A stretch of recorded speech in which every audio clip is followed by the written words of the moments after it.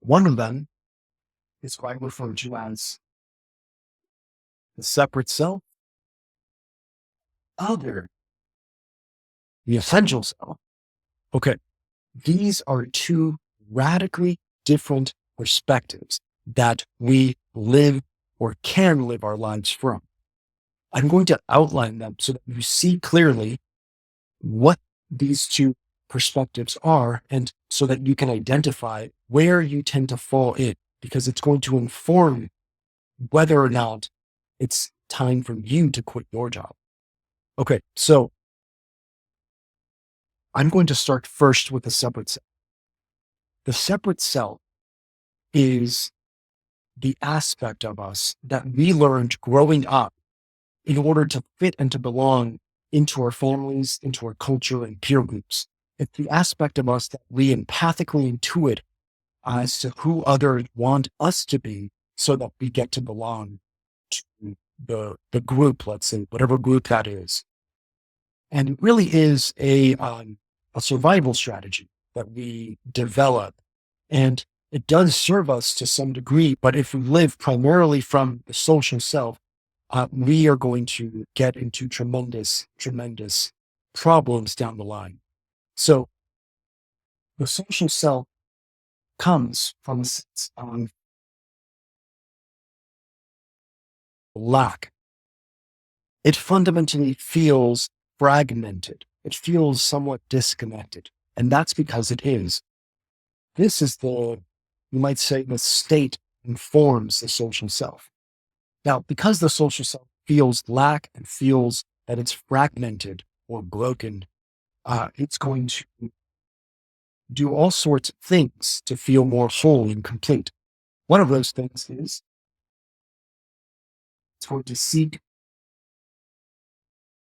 wellness.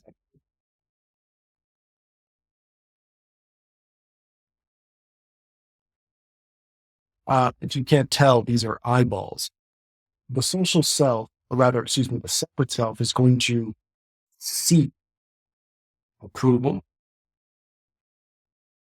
It's going to seek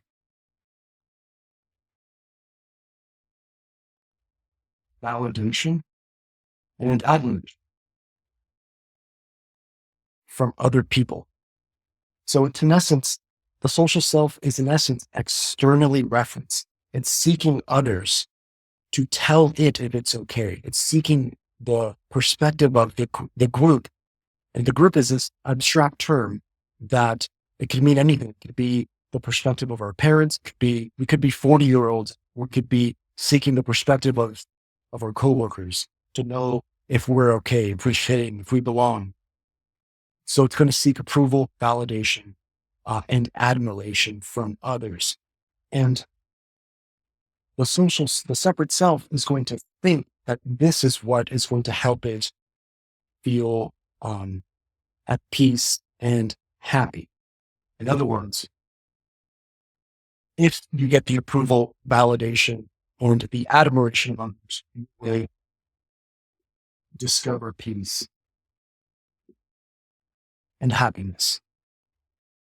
So it's in essence trying to use this in order to get peace.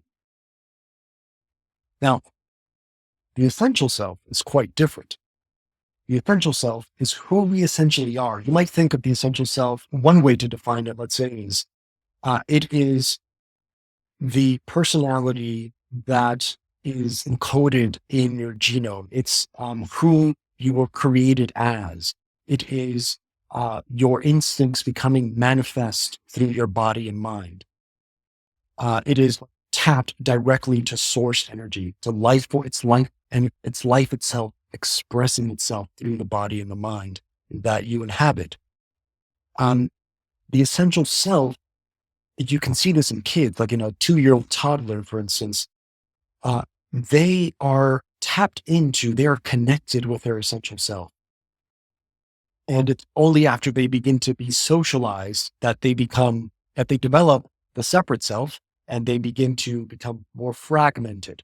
We begin to learn that aspects of us are actually not that okay with our parents. Mom and dad don't like it when I this tantrum and actually express what I feel, for instance. So the essential self fundamentally feels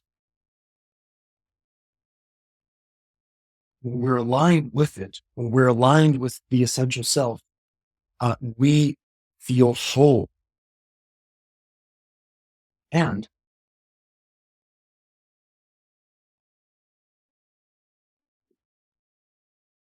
we are connected with this. I don't know if you can read that, but we are connected with the source of peace and happiness itself.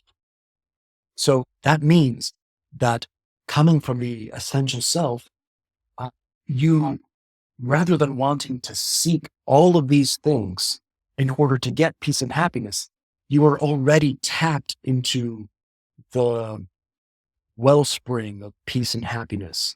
And so you're coming from a more whole place. And this leads to radically different actions out in the world. The essential self cares about, for instance, contribution, connection,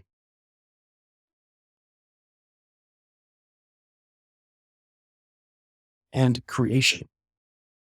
You see this in kids. Kids want to, they just effortlessly create. They're effortlessly building little Legos or playing and making up games. They are in the flow. So this combination of contribution, connection, and creation creates for the individual who is connected with their essential self a sense of fulfillment or purpose. So rather than trying to seek peace and happiness through uh, the opinions of others, the essential self already has peace and happiness. And so it's focused on um, giving, on creating, and on connecting. And that gives it fulfillment. And when it's fulfilled, it's more in alignment with its purpose. And these are two radically different perspectives we can take and that we do take in life. And the problem is, like I mentioned, the separate self is helpful. It can help us achieve, it can help us fit into groups, it can help us do all sorts of things. But we get into trouble when we imagine ourselves to be the separate self, the persona, the mask that we put on for others. When that mask doesn't end up coming off, we begin to feel, use a different color. We begin to feel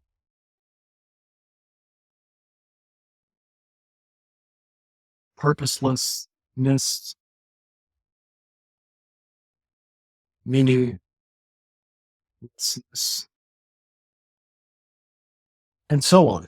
We begin to feel like something is missing. We might have outer achievement, we might have status, where we have these fancy titles, these fancy acronyms after our names, but deep inside we feel like there's a void, there's something missing. We're not tapped in, we're not connected, we're not fulfilled, we have no purpose, we have no meaning. We only have the approval, the validation, and the admiration of people who we're probably not even so close with, people who may not even share our values. So this is the backdrop to understand the signs to look out for that I'm going to share with you in a minute. Now, when I was a scientist working at a research institution, I was living primarily from the separate self, and I didn't realize it. I was seeking approval, validation, and admiration. In fact, I worked tirelessly, 12-hour days for almost a decade to have the approval, the validation, and the admiration I desperately desired because I thought it was going to lead to peace and to happiness. And although for me, being a scientist was also an avenue that allowed me to contribute, to connect, and to create. So I wasn't only living from the separate self, but I had tethered my peace and my happiness to the approval, the validation, and the admiration of other people. And so if I didn't get that, I would go through really, really low lows, through burnout, through depression, even because I didn't realize that no amount of approval, no amount of validation or admiration could give me the peace and the happiness that I desperately longed for. I did have some purpose and I did feel some fulfillment, but this piece was severely lacking. And it showed in my affect. It showed in how I showed up to work. Now, when things were going great, when I did good work, when others were happy with me, then I got what I wanted from them. I got to meet this need of mine and a need that we all have